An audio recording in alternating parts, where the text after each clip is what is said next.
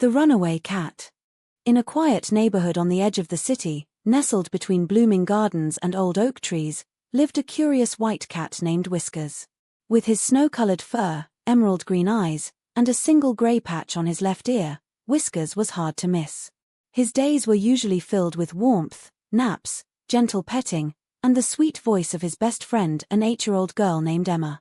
Emma and Whiskers had grown up together. Whiskers had been a gift on Emma's 2nd birthday, and since then, the two had been inseparable. Emma had learned to walk while clutching onto his tail, much to his patient dismay, and over time, she had learned that Whiskers didn't like loud noises, loved soft music, and preferred his tuna mixed with just a little warm water. To Whiskers, Emma was his entire world. But one summer, something changed. Emma was no longer a toddler with hours to spend lying on the floor beside him. She had new friends, summer camps, a baby brother who cried all day, and parents who always seemed too busy or tired to play. She started leaving the house early and returning late, her voice filled with stories about playground games and water fights. Whiskers watched as his place in the family grew smaller and smaller. His food bowl wasn't always full anymore. His favorite blanket in the laundry room went missing one day and never returned. Emma no longer stopped to scratch behind his ears before bed. Once, she even stepped over him without noticing. At first, he waited. Surely Emma would remember. Surely she would return to him. But the days passed, and no one came. One warm evening, Whiskers sat on the back porch, watching the sun dip below the trees. The air was quiet, except for the occasional hum of bees and the distant sound of laughter from the neighborhood kids. He sighed, a soft, small sound that only another cat might notice. That night, while everyone was asleep, Whiskers made a decision. He would leave. Not forever.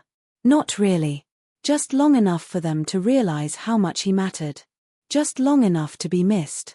With one last glance at the sleeping house, Whiskers slipped through the gap in the garden fence and vanished into the world beyond. At first, the adventure was thrilling. Whiskers roamed through tall grass, padded across moonlit sidewalks, and explored alleyways filled with strange smells. He tasted buttered breadcrumbs outside the bakery, lounged beneath a bush near the bus stop, and chased moths near the lamplight. For 2 days, the world felt big and full of possibilities.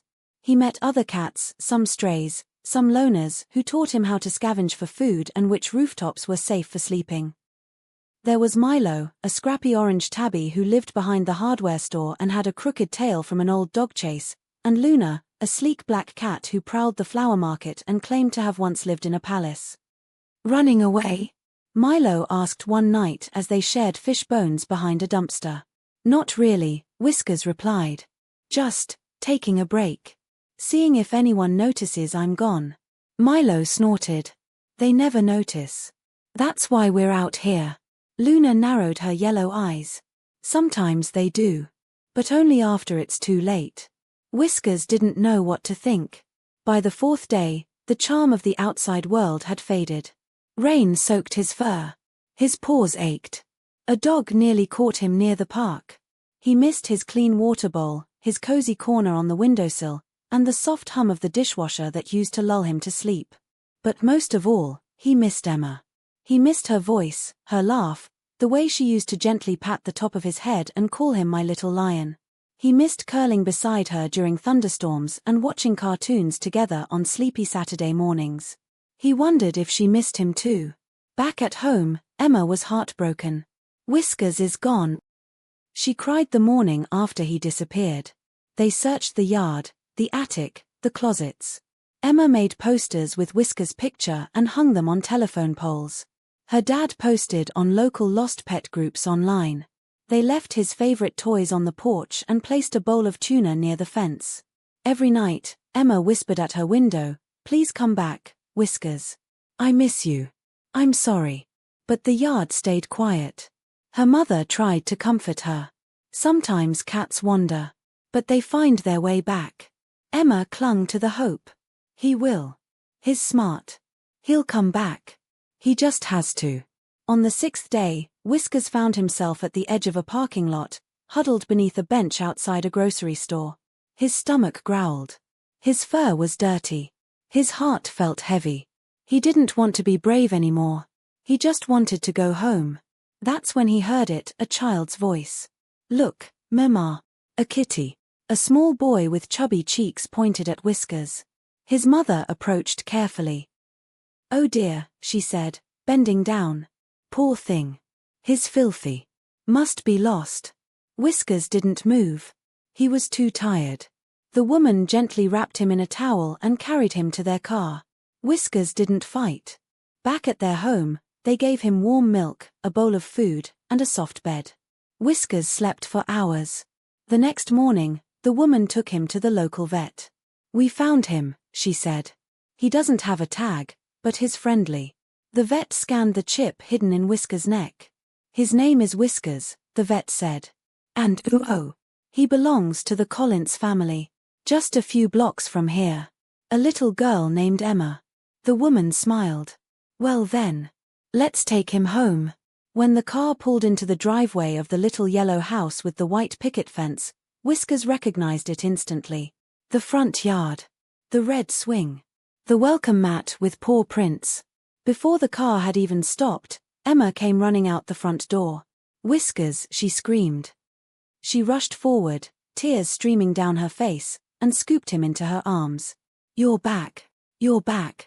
Whiskers buried his nose in her shoulder, purring louder than he ever had before. I'm so sorry, Emma whispered, rocking him like a baby. I didn't mean to forget you. I love you. I love you so much. Her parents thanked the kind woman and the vet, offering cookies and warm tea.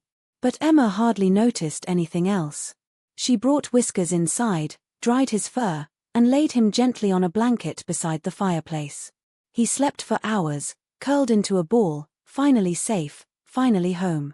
From that day forward, everything changed. Emma made time for Whiskers every morning and every night. She brushed his fur, filled his water with ice cubes, his favorite, and read him bedtime stories again. When school started, she left him little notes beside his bowl. Back soon. Miss you already. She even drew pictures of Whiskers and hung them on her wall. One of him wearing a cape, one of him sleeping in the sun, and one titled The Cat Who Came Back. Whiskers, in turn, never left the yard again. He no longer felt forgotten. He knew he was loved. One chilly autumn evening, several months later, Emma sat with Whiskers in her lap on the porch swing. The leaves were falling, and the sunset painted the sky in shades of orange and pink. Do you remember when you ran away? She asked softly, scratching behind his ear. Whiskers let out a small purr.